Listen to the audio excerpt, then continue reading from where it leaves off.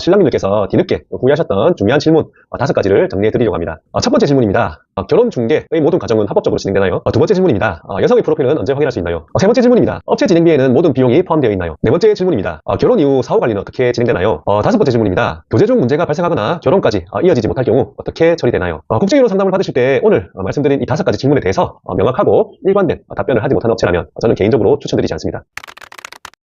안녕하세요. 평생을 함께할 참 좋은 인연, 참 좋은 국제결혼입니다. 오늘 영상은 베트남 국제결혼을 고민하시는 신랑님들이라면 반드시 끝까지 시청하셔야 할 내용입니다.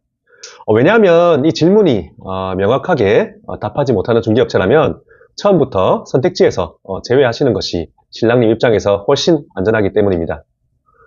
국제결혼 상담을 진행하다 보면 이미 다른 업체에서 상담을 받고 오신 신랑님들이 정말 많이 계십니다. 그런데 이런 말씀을 하시는 경우가 있습니다. 그때 이걸 물어봤어야 했는데 그 회사는 왜 설명을 안 해줬을까요? 그래서 오늘은 제가 상담을 하면서 신랑님들께서 뒤늦게 후회하셨던 중요한 질문 5가지를 정리해 드리려고 합니다. 이 5가지 질문에 대해서는 명확하고 책임있게 설명하지 못하는 업체라면 계약은 신중하게 다시 생각하시는 것이 좋습니다. 첫 번째 질문입니다. 결혼 중개의 모든 과정은 합법적으로 진행되나요? 이 질문에 대해서 얼버무리거나 업계 관행이라는 말로 넘어가는 경우가 있습니다. 다들 이렇게 진행한다. 문제없이 잘하고 있다. 현실적으로 법을 다 지키기는 어렵다. 이런 식의 답변이 나온다면 주의하셔야 합니다.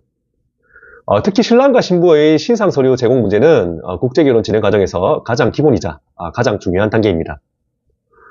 모든 신상정보와 관련 서류는 원칙적으로 반드시 제공되어야 합니다. 예를 들어서 베트남 여성의 범죄기록조에서 같은 경우는 발급과 번역, 공증까지 포함하면 통상 한 달 이상 소요됩니다.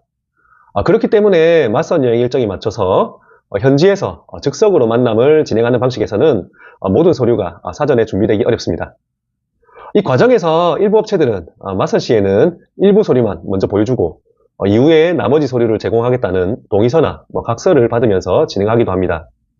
문제는 이후에 신상정보에 문제가 발생할 경우에 신랑님께서 재진행하시며 시간과 비용을 다시 부담해야 하는 리스크가 생긴다는 점입니다.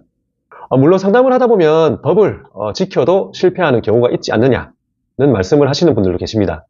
하지만 합법적인 절차는 신랑님의 모든 위험을 없애주는 장치는 아니더라도 최소한의 안전장치라는 점은 분명합니다. 두 번째 질문입니다. 여성의 프로필은 언제 확인할 수 있나요? 법적으로 여성의 프로필은 계약 체결 이후 제공되는 것이 원칙입니다. 그런데 간혹 업체의 SNS나 광고를 통해서 여성의 사진이나 정보를 미리 노출하거나 사진 정도는 먼저 볼 수 있다고 안내하는 경우가 있습니다. 이런 방식은 계약을 유도하기 위한 수단으로 이른바 미끼 여성으로 활용되는 경우가 많고 실제로 그 여성이 그대로 매칭까지 이어지는 경우는 현실적으로 매우 드뭅니다.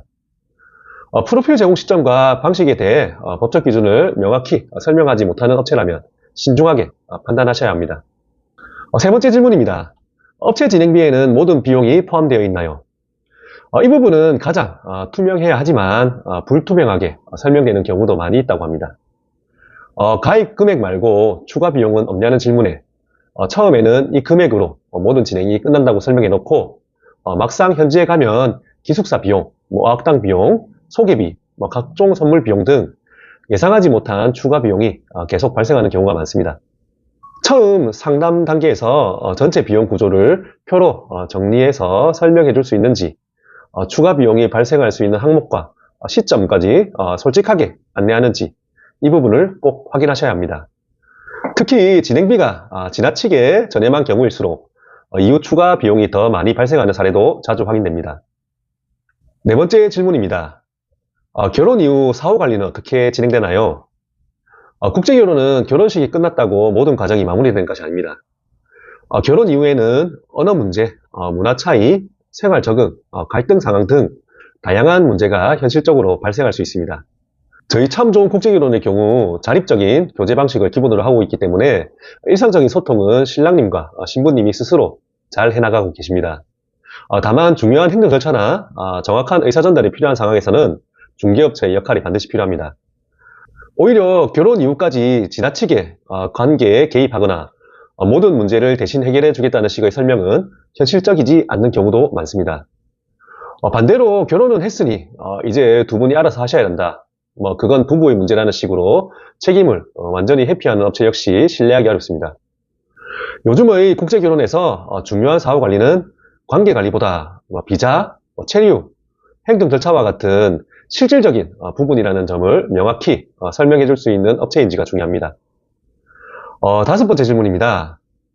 교제 중 문제가 발생하거나 결혼까지 이어지지 못할 경우 어떻게 처리되나요? 이 질문에 대해서 계약서상의 책임 조항과 중개업체의 책임 범위를 명확하게 설명할 수 있는 업체라면 그나마 안심하셔도 됩니다. 하지만 이 부분을 회피하거나 상황마다 다르다며 얼버무리는 업체는 처음부터 책임질 준비가 되어 있지 않거나 경험이 부족한 곳일 가능성이 높습니다.